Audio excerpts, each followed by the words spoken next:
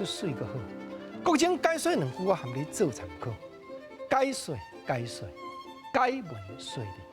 好比咱来讲，过去伫咧清朝时代的大朝廷，好野人家姓周，周成，伊的门口埕口，大门关条条，因为外口一个去食饭，大声伫咧喊话，讲周成啊，周成，你这个负心汉薄情郎，我抱你的囡仔，登山过海来到这，无一嘴水通好压熬，你敢知？压熬，古早老爸咧讲的代志，我去查台历大词典，简单讲，就是喙打喉看。嗰种头拄我讲的，连一滴水都无通食，压对拿喉落去，安尼压熬。当然啦，有另外一句话，原来用压的，不过精差真济。压熬毋是压教，啊那压教啥意思？啊，就是落天无夜雨伞，毋则讲个做压教。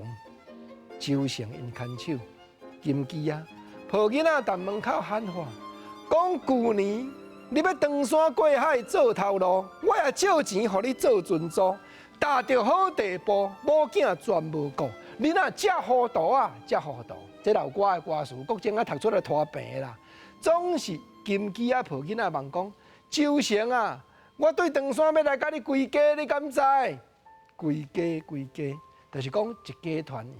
原来台历大词典内底清楚有记载。你若浪子淡薄口面，浪流连歹囝，到较有岁啊，嘛是望讲吼，我的老母较早我亏欠伊，我愧对伊，因会当甲我收留，互我转来归家，毋着足好。即个真可怜，抱囡仔流浪来到台北，对淡水港上陆的金鸡啊，即个族人，敢若为着望甲周成归家，结果为踮人门口大声喊，讲你不但唔开门甲我接纳，甚至叫你的祖干奴才出来甲我收皮，讲我是去食饭。周成，你到底有良心还是无？收皮！我哪专工去查台历大词典，收皮就是啥？就是甲我口洗，就是甲我踢笑，就是看我轻看我无，讲话言语甲我闹开，安尼样才收皮。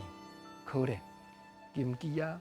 无亲像讲古早宋朝时代真香莲有一个包公通好告诉，竟然真正互周成因翁仔某用计甲偷死，这就是过去台湾民间流传负心汉薄情郎周成过台湾的故事。